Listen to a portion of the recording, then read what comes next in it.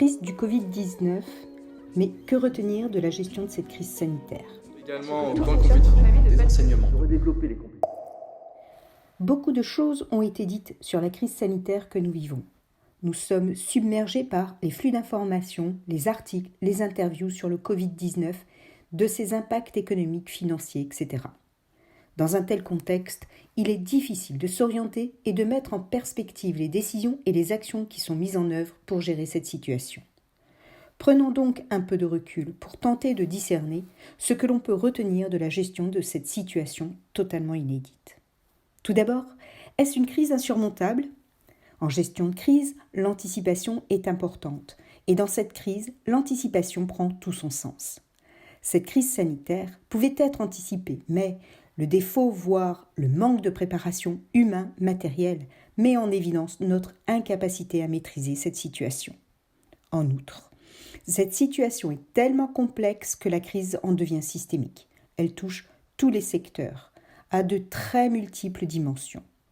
Et face à cette complexité de la situation, la pression temporelle vient rajouter des contraintes à agir dans l'urgence, alors que, simultanément, nous ne disposons pas de suffisamment de connaissances sur la situation elle-même. Nous sommes donc bien dans le cas d'une crise insurmontable. Et face à cette typologie de crise, le gouvernement doit faire face à des enjeux essentiels. La crise sanitaire du Covid-19 que nous vivons, qualifiée de pandémique par l'OMS dès le 11 mars dernier, constitue un phénomène anxiogène du fait des multiples incertitudes qui caractérisent cette situation.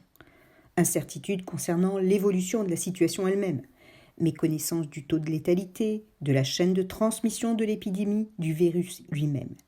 Mais également incertitudes liées aux impacts directs, comme les impacts économiques et financiers par exemple, difficiles à évaluer, ou encore incertitudes liées aux impacts indirects, comme la guerre des prix sur le marché pétrolier. Et enfin, bien sûr, incertitudes sur les actions à mener. Tous les plans connus aujourd'hui ne répondent pas à ce type de crise. Et face à l'inédit, l'individu devient irrationnel. Cette crise du Covid-19, c'est donc de la complexité à gérer. Complexité à trouver la juste dose des actions, des paroles, des anticipations. Et cette complexité met le gouvernement face à des enjeux majeurs. En premier lieu, paraître légitime dans la conduite de la gestion de la crise. En second lieu, être considéré comme un acteur majeur à qui on peut faire confiance. Et enfin, être perçu comme crédible. Nous ne pouvons que constater la difficulté de trouver les réponses justes et adaptées à ces enjeux, tant au niveau des décisions prises que des actions à mettre en œuvre. Partie intégrante et essentielle de la gestion de crise inédite, la communication devrait permettre au gouvernement et au président Macron de faire face à ces enjeux. Ainsi, la stratégie de communication du gouvernement se doit d'informer sur la situation et de son évolution, mais se doit aussi de préserver sa légitimité et sa crédibilité dans la gestion de cette crise. Et pour cela, l'exécutif doit prendre en considération les attentes, les besoins et les perceptions différentes, parfois même contradictoires, de la population, des médias et bien sûr des acteurs impliqués dans cette crise. L'opinion publique est très importante dans la gestion de cette crise. Selon une enquête Ipsos menée la semaine dernière, 56% des personnes interrogées se disaient insatisfaits de la manière dont le gouvernement gère la crise du Covid-19, alors qu'ils étaient que 46% la semaine d'avant. En d'autres termes, la confiance dans la gestion de la crise du gouvernement a diminué de 10 points en 7 jours. Toujours selon cette même enquête, en moyenne, 85% des personnes interrogées estiment que les mesures sanitaires, à savoir la fabrication, l'importation et la distribution des masques de protection et des tests de dépistage arrivent trop tard. Conclusion ? La communication de l'exécutif n'a pas permis de convaincre les Français de la pertinence et surtout de l'efficacité des décisions et des actions choisies pour gérer cette situation. Il est vrai que les différents messages délivrés depuis janvier 2020 sont soit confus, soit contradictoires. Par ailleurs, ces décisions sont annoncées et appuyées par soi-disant des avis d'experts, mais pas vraiment expliquées et comprises par la population. On comprend alors pourquoi l'opinion publique et les médias ne sont pas convaincus ni de la légitimité ni de la crédibilité de l'exécutif dans la conduite de la gestion de crise. D'où les multiples questionnements et polémiques de plus en plus forts, voire virulents dans toute la sphère médiatique. La baisse de confiance dans la gestion de crise du Covid-19 du gouvernement marque-t-elle la prise de conscience de la nécessité de faire évoluer leur communication ? Cette évolution de la communication, elle s'observe à tous les niveaux. En premier lieu, au niveau du ton. De ce point de vue, nous voyons clairement une très grande différence avec le passé. Bien sûr, la situation aujourd'hui est sans commune mesure avec les situations de crise passées comme celle des Gilets jaunes ou encore la crise de Lubrizol. Néanmoins, nous constatons une nette évolution dans le ton. Nous sommes loin du ton condescendant utilisé lors de la crise des Gilets jaunes ou du ton paternaliste dénué d'empathie comme lors de la crise de Lubrizol. Aujourd'hui, le gouvernement et ses porte-paroles se situent davantage sur une tonalité forte d'empathie, de compassion. Un ton solennel est devenu martial depuis que l'état d'urgence sanitaire est déclaré. Le langage militaire émaille chaque intervention publique de l'exécutif et de ses porte-paroles. Cette évolution de la communication de crise se matérialise en second lieu sur les thèmes mêmes des messages. Outre la mise en avant des notions de solidarité de la nation et de santé, les messages insistent sur la responsabilisation des citoyens dans la gestion de cette crise sanitaire à leur niveau. Ainsi, les gestes barrières et la distanciation sociale sont systématiquement rappelés. La responsabilité de chacun d'entre nous dans la contamination des autres et dans notre propre protection est mise en avant et les contrevenants sont systématiquement stigmatisés. Par ailleurs, et comme nous l'avons souligné, les messages de l'exécutif cherchent à être davantage conformes avec le discours des experts et des autres acteurs mobilisés dans cette crise, comme les médecins, le personnel soignant. Le but est, bien sûr, de donner le sentiment que le gouvernement ne prend pas seul ses décisions, qu'il implique ainsi tous les acteurs mobilisés dans la gestion de cette crise sanitaire. Par ailleurs, aujourd'hui, nous sommes dans une phase de la crise où les questionnements et les polémiques inhérentes à toute crise émergent de toutes parts. Là encore, la communication du gouvernement et de ses porte-paroles doit s'adapter à cette étape de la crise.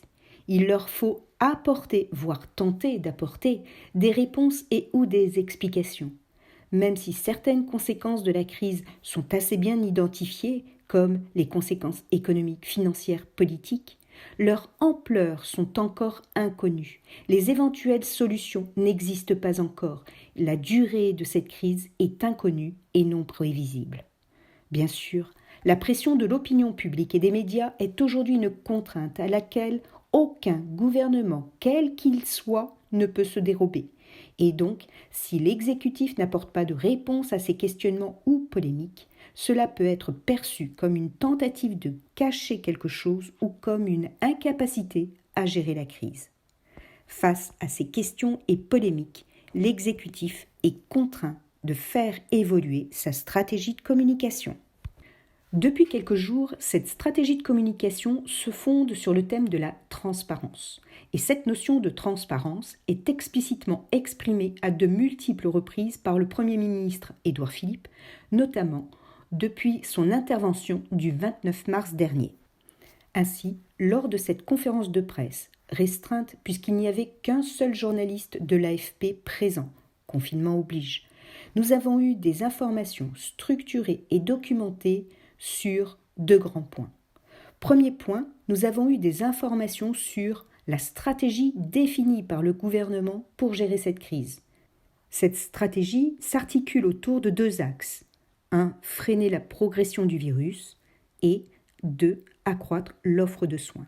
La deuxième catégorie d'informations structurées et documentées que nous avons eues concerne les actions qui sont mises en œuvre dans le cadre de cette stratégie.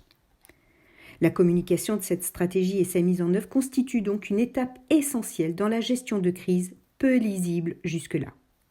D'abord, parce que cela donne ainsi le sentiment qu'avec ses décisions et ses actions, le gouvernement est légitime et qu'il est bien l'acteur majeur en qui on peut avoir confiance dans la gestion de cette crise sanitaire inédite. Ensuite, parce que cette communication apporte des informations qui permettent de répondre à beaucoup de questionnements et polémiques qui se sont multipliés sur tous les fronts cette dernière semaine. Polémiques sur les masques, sur les tests, sur les mesures de confinement, sur la molécule d'hydroxychloroquine. Par ailleurs, l'organisation même de cette communication a été différente. L'ensemble des messages se sont appuyés sur le discours d'experts qui sont intervenus successivement, discours venant en appui de celui de l'exécutif. Les informations communiquées par les différents experts s'intègrent sur le thème défini de cette nouvelle stratégie de communication, à savoir celui de la transparence. L'objectif n'est pas de rassurer ni d'être anxiogène, mais bien de répondre aux questionnements et polémiques, de donner des gages de confiance dans les décisions et les mesures qui sont prises pour gérer la situation. Pourquoi ? Parce que l'objectif de cette communication est double. D'une part, parce qu'il s'agit de donner le sentiment que le gouvernement prend en compte les recommandations de la communauté scientifique. Le corps scientifique et médical joue ici un rôle stratégique et bouclier. Et d'autre part, parce qu'il est primordial d'éviter tout discours divergent entre le gouvernement et les acteurs mobilisés dans la crise, pour ne pas générer de la défiance dans l'opinion publique. Ainsi, la polémique concernant le Dr Raoult et la molécule d'hydroxychloroquine est un exemple de discours divergents entre experts scientifiques eux-mêmes et avec le gouvernement. Cette polémique contribue à troubler la communication du gouvernement. Que veut-on nous cacher ? Quelle rivalité entre les experts, entre scientifiques et politiques ? Y a-t-il des conflits d'intérêts ? Décryptons maintenant l'organisation même de la prise de parole des intervenants.